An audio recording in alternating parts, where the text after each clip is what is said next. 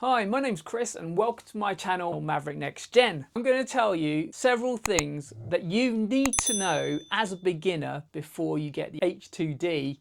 For me, I went through the website tutorial and actually not the manual because I wanted videos, and I'll put a link in the description how you access that. What I did whilst going through the setup, I had a computer on the side of my desk where I was continuously looking at the video. And actually I didn't really follow the PDF. It actually took me just over 2 hours. So bear that in mind. First thing is, it's a big unit. You need to make sure that you have a room suitable to put it in. You also have a place where you're gonna put it and mount it on. You also got to think about ventilation.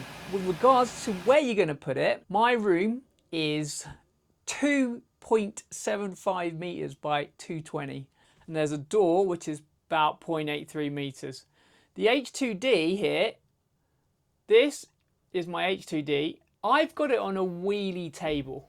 There's my window. And the purpose of why I'm doing this is because at the moment it's currently at the front door. But at some point when I'm printing more high-end engineering filaments, like carbon, I want to put it near the window so that I can vent it. That's another consideration to make.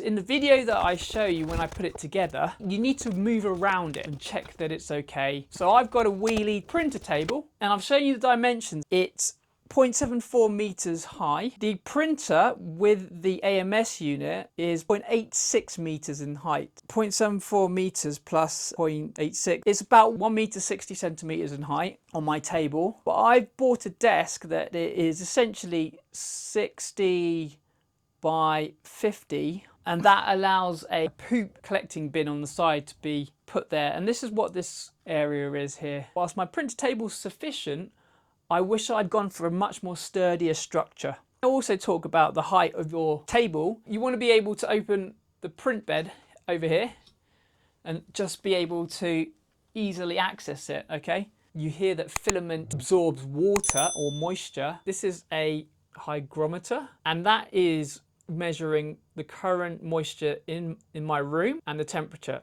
46% and 24.6. In my AMS unit is 25.5 degrees Celsius and the humidity is showing as 19%. That really is quite amazing to see that how much the desiccant absorbs the moisture within the AMS unit. If you've got the AMS2 Pro, you can actually dry filament. And just a reminder, you will get your box of things, everything you need in terms of the Allen keys. We have the lubricant grease for the smooth rods and the screw grease for the vertical screws that allow the print bed to go up and down. In your pack, you will have something like this. It's called an unclogging pin. I haven't had to use it just yet. It's in case you get filament stuck in the nozzle. I'm a bit suspicious about how you use this because I'm going to link a video below. This gentleman shows you how to unclog filament in many ways and do a cold pull. Essentially, I think that's what this is meant to do. If anyone knows, put it in the comments below and tell me how it's meant to be used. I think something that you need to know is that this is a filament cutter. You don't know where that is, but that's actually in the print head itself, in the mechanism. You will only know that when you take the print head apart. That thing here in the bottom of this corner of the packet is a nozzle cleaner.